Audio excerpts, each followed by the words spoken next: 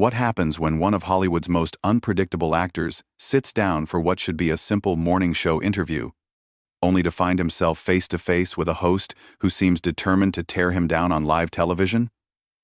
Well, you're about to witness one of the most uncomfortable and explosive moments in Good Morning America history, where Nicolas Cage went from promoting his latest film to defending his entire career in a matter of minutes, all because George Stephanopoulos decided to go completely off script with questions that crossed every line of professional journalism. Before we dive into this absolute train wreck of an interview, make sure you hit that subscribe button and drop a comment below, letting me know what you think about hosts who ambush their guests. Because what you're about to see is going to leave you questioning everything about live television.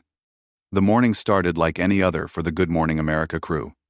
Nicolas Cage was scheduled for a standard 7-minute segment to promote his new thriller, and the production team had prepared the usual softball questions about his character preparation and working with the director. But George Stephanopoulos had other plans, and those plans were about to turn a routine celebrity interview into television chaos. As Cage settled into the studio chair, adjusting his signature leather jacket and flashing that familiar, enigmatic smile, Stephanopoulos shuffled through his notes with an expression that should have been the first warning sign. The cameras rolled, the red light came on, and what happened next would become the stuff of morning television legend. "Nicolas Cage, welcome to Good Morning America," Stephanopoulos began, his voice carrying an edge that was completely absent from his usual warm television persona. "You're here to talk about your new film, but I think our viewers deserve to know about something else entirely." Cage's eyebrows raised slightly, but he maintained his composure. "Well, George, I'm always happy to talk about my work and, whatever interests your audience. Let's talk about your spending habits," Stephanopoulos said, completely ignoring the film promotion rundown that was supposed to guide the conversation. "You've made headlines for some, shall we say, questionable financial decisions over the years. The pyramid tomb, the stolen dinosaur skull, the collection of shrunken heads. Don't you think your fans deserve an explanation for what many consider to be irresponsible behavior from someone in your position?" The studio fell silent except for the hum of the cameras. Cage's smile faded as he processed what was happening. This wasn't the interview he had agreed to, and Stephanopoulos knew it. "I'm sorry, George, but I thought we were here to discuss my latest project," Cage replied, his voice steady but with a hint of confusion. "My personal finances aren't really relevant to the film I'm promoting, are they?" Stephanopoulos leaned forward, his expression hardening. "I think they're very relevant, Nicholas. You've taken on dozens of films in recent years, many of which critics and audiences have panned mercilessly. Isn't it true that you've been accepting any role offered to you simply because you need the money to pay off your debts?" The accusation hung in the air like a toxic cloud. Behind the cameras, producers began shifting nervously, sensing that their carefully planned segment was spiraling completely out of control. This was supposed to be a friendly promotional appearance, not an interrogation. Cage's jaw tightened, and for the first time since sitting down, his legendary intensity began to surface. "George, with all due respect, I think you're operating under some serious misconceptions about both my career choices and my personal situation. Every role I take is a conscious, artistic decision." "Artistic decision?" Stephanopoulos interrupted, his voice dripping with skepticism. "Is that what you call appearing in direct-to-video action films that most people have never heard of? Come on, Nicholas, let's be honest with our viewers here." "I am being honest," Cage responded, his voice rising slightly. "What I'm not understanding is why you've chosen to ambush me with personal attacks instead of asking about the craft, the story we're trying to tell, or the incredible cast and crew I worked with." Stephanopoulos shuffled his papers again, clearly enjoying the discomfort he was creating. "Because I think our audience is tired of the typical Hollywood promotional circuit nonsense. They want real talk, real answers. And the real question everyone's asking is whether Nicolas Cage has become a parody of himself." The words hit like a physical blow. Cage's hands gripped the arms of his chair, and his breathing became more deliberate. Anyone who knew his work could recognize the signs. He was reaching his breaking point. "A parody of myself?"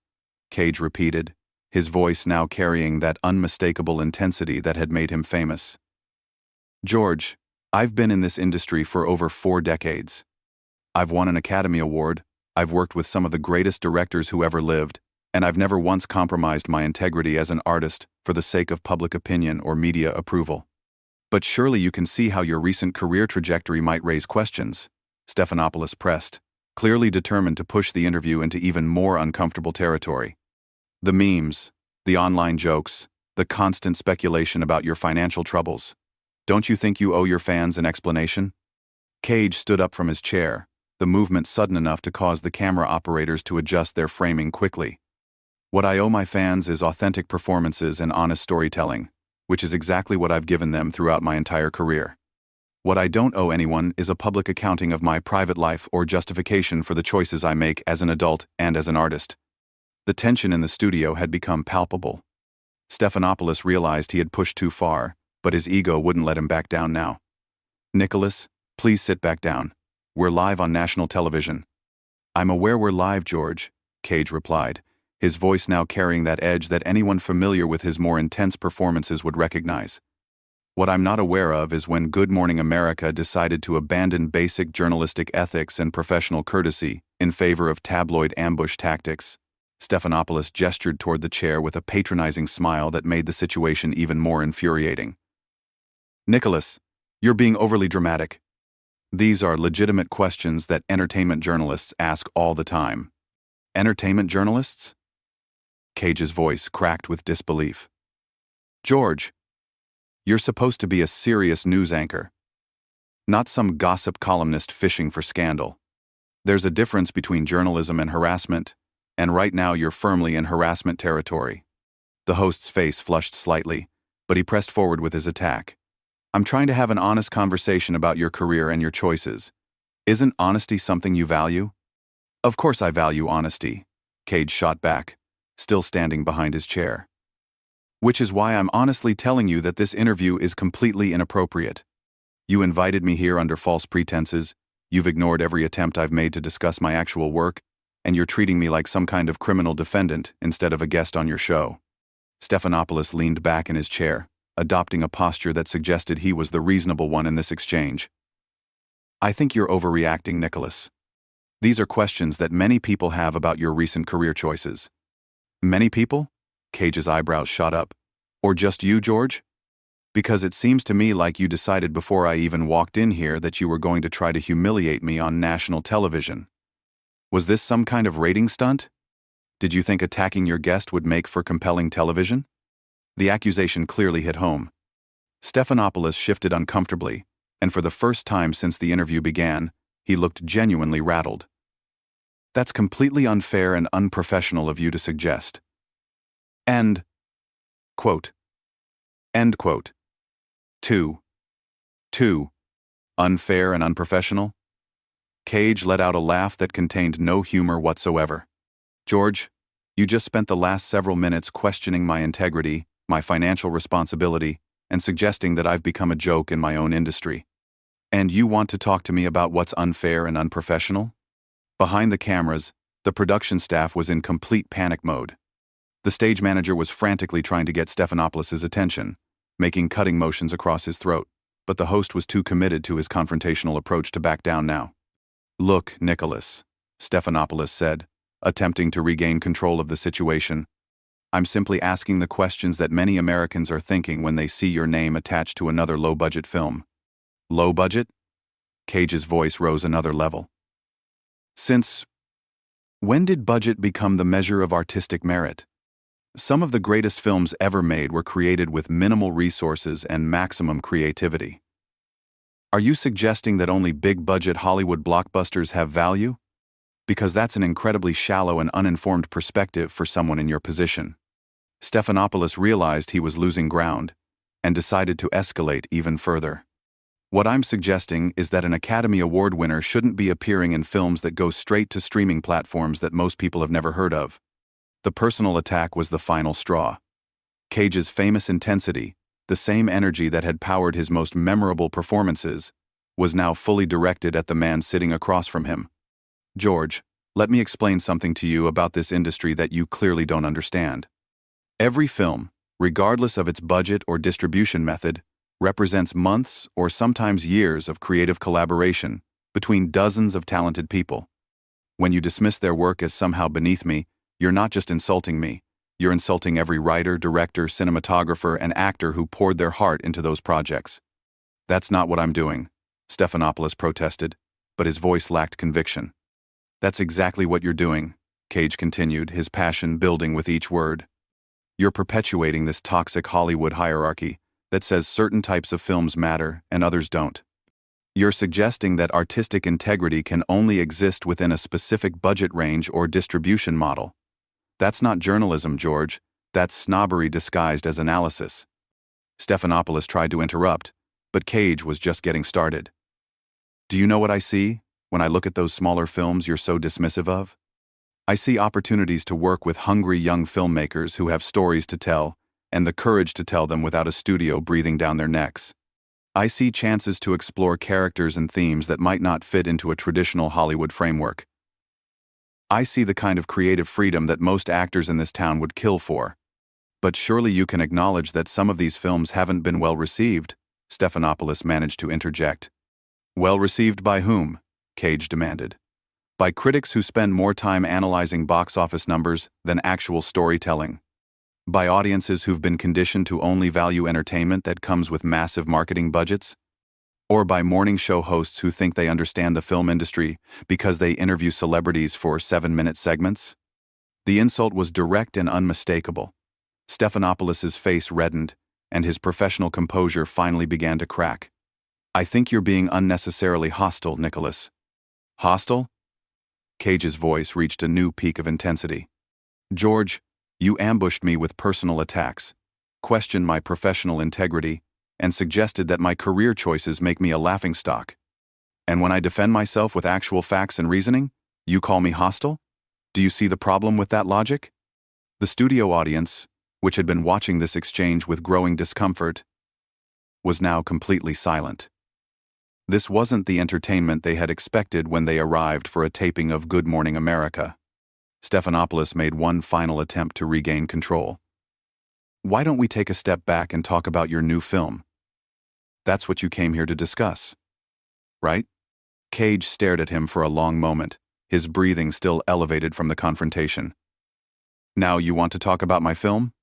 After spending the entire interview trying to tear down my credibility and suggesting that my recent work is somehow embarrassing? Do you really think you can just flip a switch and pretend the last 10 minutes didn't happen? I'm trying to give you an opportunity to promote your project, Stephanopoulos said, his voice taking on a condescending tone that made the situation even worse. You're trying to save face on live television, Cage replied bluntly. You realized your ambush interview backfired, and now you're scrambling to make this look like a normal promotional appearance. But it's too late for that, George. You showed your true colors, and so did I. The silence that followed Cage's accusation stretched for what felt like an eternity in television time. Stephanopoulos sat frozen, clearly realizing that his interview had gone completely off the rails, but his pride wouldn't let him admit defeat. Nicholas, I think you're mischaracterizing what happened here, he said, his voice strained. I was simply asking tough questions that any serious journalist would ask. Cage's laugh was sharp and humorless. Tough questions? George, tough questions are about craft, about the challenges of bringing a character to life, about the themes and messages in the work. What you did was launch a personal attack based on tabloid speculation and industry gossip. There's a massive difference between tough journalism and cheap sensationalism. Stephanopoulos' face was now visibly flushed with anger and embarrassment. I resent the implication that my journalistic integrity is somehow compromised. Your journalistic integrity? Cage's voice dripped with incredulity. You just spent an entire interview ignoring the project I came here to discuss so you could grill me about personal finances and mock my career choices. If that's what you call journalistic integrity, then maybe you need to look up the definition. The tension in the studio had reached a breaking point. Producers were frantically trying to signal for a commercial break, but Stephanopoulos seemed determined to have the last word, even as his professional reputation crumbled with each passing second. You know what, Nicholas? Stephanopoulos said, his voice now carrying a nasty edge. Maybe the reason you're so defensive is because there's some truth to what people are saying about your recent career trajectory. The accusation hung in the air like a bomb waiting to explode. Cage stared at the host for a long moment. And when he spoke, His voice was deadly quiet. "George, let me tell you something about truth. The truth is that I've never made a film for any reason other than my belief in the story or my respect for the people involved. The truth is that I've worked with some of the most talented emerging filmmakers in the industry, people who will be household names in 10 years while you're still asking celebrities about their personal lives on morning television. The truth is that every choice I've made, professionally and personally, has been guided by my own values and artistic vision, not by what people like you think I should be doing." Stephanopoulos opened his mouth to respond, but Cage wasn't finished. "And the biggest truth of all is that you invited me here under the pretense of discussing my work, then used your platform to try to embarrass me for your own entertainment. That's not journalism, George. That's exploitation, and it's beneath the standards that Good Morning America used to represent." The host's composure finally snapped completely. "I don't have to sit here and listen to you lecture me about journalism." "No, you don't," Cage agreed, reaching for the wireless microphone clipped to his jacket. "Because I'm done with this conversation." As Cage removed his microphone and placed it on the chair, Stephanopoulos made a desperate attempt to regain control. "Nicholas, wait. We still have 3 minutes left in the segment." Cage turned back to face him, and his expression was a mixture of disappointment and disgust. "3 minutes to what, George? To let you continue your character assassination? To pretend that what just happened was legitimate journalism? I don't think so. You can't just walk off the set," Stephanopoulos protested, his voice rising. "We're live on national television. Watch me," Cage replied simply. "And George, next time you want to ambush someone on your show, maybe pick on someone who isn't prepared to defend themselves. Because I've been in this business long enough to recognize a hack when I see one." The insult was devastating and final. Stephanopoulos sat speechless as Cage walked toward the edge of the interview area, his leather jacket catching the studio lights as he moved with the same intensity and purpose that had defined his best screen performances. But Stephanopoulos, in his desperation to salvage something from the wreckage of the interview, made one final fatal mistake. "You know what, Nicholas? Maybe this is exactly why people say you've lost it. Maybe this is why you're doing low-budget films instead of real Hollywood movies." Cage stopped dead in his tracks. For a moment, the studio was so quiet you could hear the camera motors adjusting focus. When he turned around, his face carried an expression that would have made his most intense movie characters proud. "Low-budget films instead of real movies?" he said, his voice now carrying a dangerous calm. "George, you just revealed everything anyone needs to know about your understanding of cinema, journalism, and basic human decency. The fact that you think a film's worth is determined by its budget tells me you have no business discussing art of any kind. The fact that you think attacking your guests is acceptable journalism tells me you have no business holding a microphone. And the fact that you just doubled down on your unprofessional behavior after everything that's happened tells me you have no business calling yourself a serious journalist." Stephanopoulos tried to respond, but Cage held up his hand to stop him. "I'm not finished. You want to know why I do smaller films? Because they're made by people who care about storytelling more than profit margins. They're created by artists who understand that cinema is about connecting with audiences on an emotional level, not just filling theater seats. They're produced by people who respect the craft enough to take risks, to explore new ideas, to push boundaries, something you clearly wouldn't understand." The final blow was delivered with surgical precision. "And unlike this interview, George, they have integrity." With that, Nicolas Cage walked off the Good Morning America set, leaving behind one of the most uncomfortable and explosive moments in morning television history. Stephanopoulos sat alone at the interview desk, his career credibility in tatters, unable to find words to fill the dead air that followed. The cameras kept rolling for another 30 seconds before finally cutting to commercial, but the damage was done. In less than 15 minutes, what should have been a simple promotional interview had become a masterclass in how not to conduct journalism, with Cage emerging as the clear victor in a battle he never wanted to fight. So what do you think about hosts who ambush their guests like this? Should morning show interviews stick to promoting projects? Or do you think tough personal questions have a place in entertainment journalism? Drop your thoughts in the comments below, hit that subscribe button for more incredible television moments, and let me know what other explosive celebrity interviews you'd like me to cover next.